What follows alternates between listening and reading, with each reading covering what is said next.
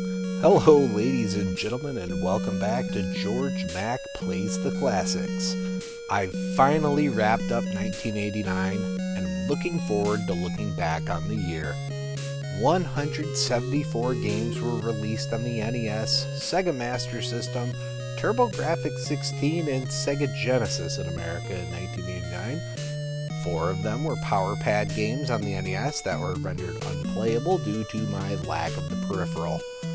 Today we'll take a look at the top 10 games of 1989 as graded by me, the star of Destiny, Georg Mack. But first, let's break down the stats by system. The NES released 108 games in 1989 and had both the highest of highs and the lowest of lows among them. The average grade for NES games in 1989 came out to a 1.6 or C-. This is down from 1988. It's plain to see that the Sega Master System is on its way out.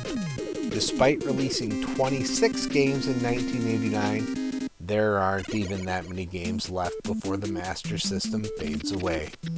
Like the NES, the Master System averaged a 1.6 or C-, also down from 1988.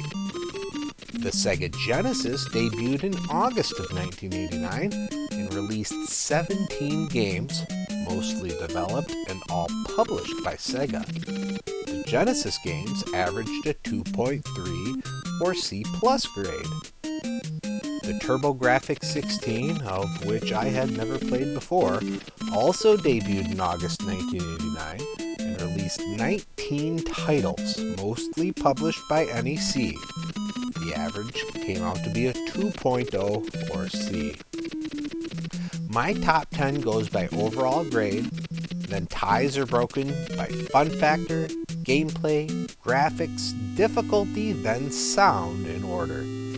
Without further ado, let's get to the top 10. Coming in at number 10 is DuckTales on NES.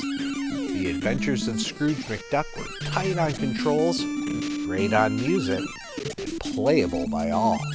The number 9 spot goes to Wonder Boy 3: The Dragon's Trap on Sega Master System. A sprawling adventure with plenty of colors and interesting gameplay will likely end up as one of the best titles on the system. Number 8 is Blazing Lasers on the TurboGrafx-16. Compile came through with another top-tier shoot-'em-up. Its frenetic pace and variety of weapons is more than enough to keep you coming back for more. Our number 7 game is one of 2 sports titles on the list that scored identically. Tommy Lasorda Baseball on Sega Genesis. Plenty of depth in this one, even though there's room for improvement. We've seen a lot of baseball games, but this is the best so far. Coming in at number 6 is Arnold Palmer Tournament Golf on Sega Genesis.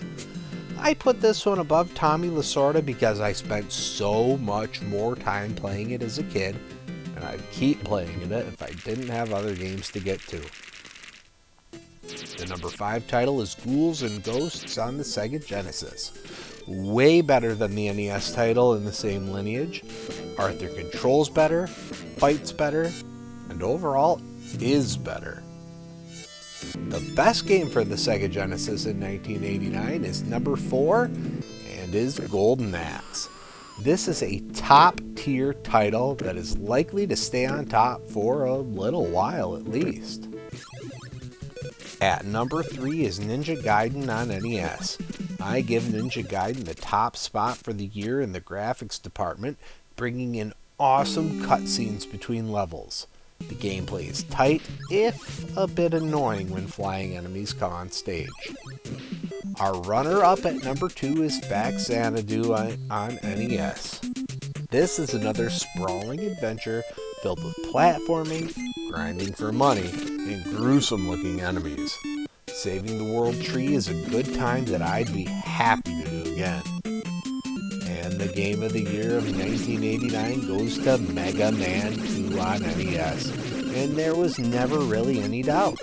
Not only is this the best game of 1989, it's the best game of the 80s. Capcom improved on the original and gave us a masterpiece.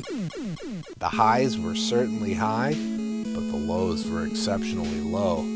I'll be back to remember the worst games I played in 1989 before moving forward to the best decade ever, the 90s.